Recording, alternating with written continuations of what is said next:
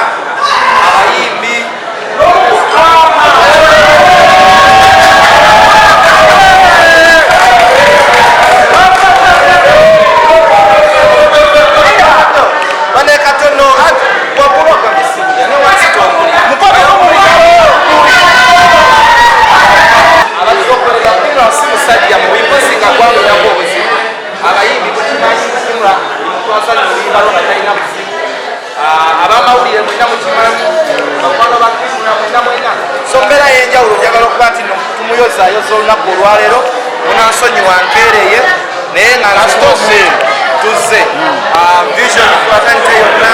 ne media fraternity yonna yonna baagala nnyo mwebale nnyo mwebalire ddala tweyanza nnyo tweyanza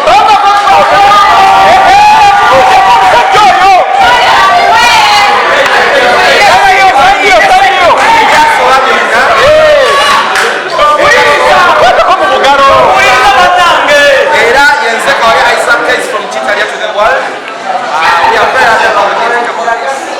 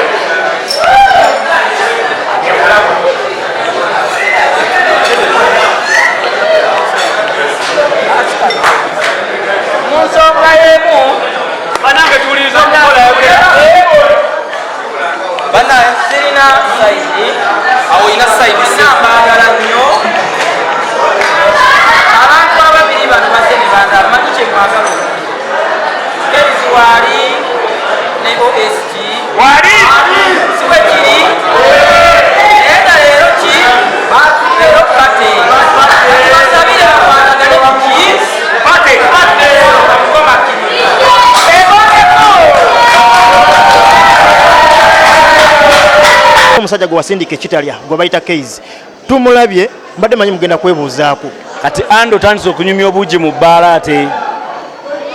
otandise okunyumya emboozi z'olumbe ku mbaga era mbadde manyi omusajja omusonyiyirwa wano leero owaye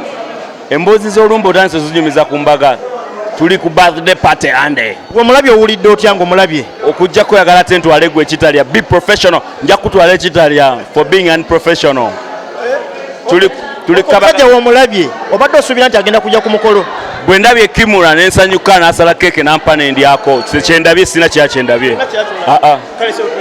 ya mwena banange akasajja akandadde mu microphone eno bakayita ande atale naye kasajja kazibu nnyo kaagala okunkwata speed nete kamanyi nti atenze speed merchant best of the best and greater than the rest ekooti ya ku Monday abantu balina okitegeera omusajja omuzaayo Chitalia part 2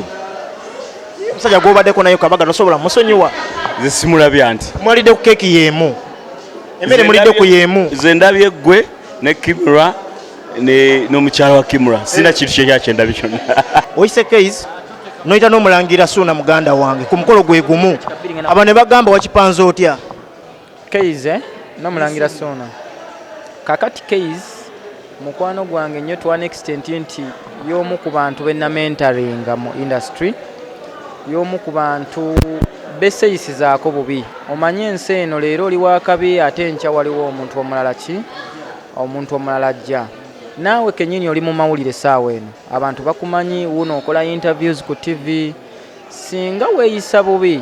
enkeera tomanyi mwana gw'ozibidde ekkubo oba gw'oyisizza bubi nti ate oyinza okumusanga somewhere ng'akwetaaga okitegere so Kayz y'omu ku mikwano gyange way back nga tebanabana kumulaba ku TV shows okitegeera so nvudde wala nnyo naye twayingiranga ebbaala ffenna ne tunywa nga nze alina erinnya ye nga talina naye akyenyumirizaamu era ye muntu akugamba Kimra yasooka okunyingiza gavana okitegeera saawa eno ayitawo buyisa alina ne bayingiza but akaseera ako yali tanaba kukolawo linnya God willing teyamanya kyalifuuka saawa eno omusajja w'amaanyi mu ggwanga omusajja ayogeza abantu so abadde alina okubeerawo likewise OS nti nga wommanyi nti nze nzannya ennyimba z'abayimbi nkolagana n'abayimbi bangi OS y'omu ate ku bantu bendudde ebbanga nabo nga nkolagana nabo era ekintu ekyo bwe kyaliwo between ono n'oli kyampisa bubi nganza omuntu nti sayina kutekinga sides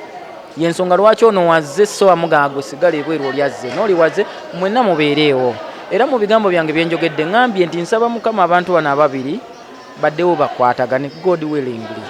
mukama asobole okukola ki asobole okubasobozesa so saakikoze bonna banjagala saakikoze kigenderere nti onajje n'onajje naye newe kyandibadde kigenderere nze nsobola okubayita era ne babeerawo because sisobola ku affordinga kuluzingako ki muntu abasinga babadde balowooza nti obayise kubatabaganya ndowooza naye nga kitulinze singa mukama badde ansobozesa nga nsobola okubatabaganya nandisabye ne kibaawo because at the end of the day tetulina kye tufunamu mu kulwanagana oba mu kubagana era ojja kukakkananga olunaku lumu ogenda kuddayo ng'olina omuntu like ng'omwetaaga ng'ate oluusi ebintu ebyabamalamu byali bitono nnyo bina ebintu bitono nnyo mu industry nkigamba nnyo abantu era tubadde wano nga twogeramu ne Diana wano ne mugamba nti nkwagala nnyo lwa nsonga emu erinnya lyo tolisookayo mu maaso oleka erinnya ne likusookayo erinnya buli w'olisookayo mu maaso weeyanjula tebannakwanjula nze Spice Diana nze Kayz nze OS nze New York nze Gashamutoni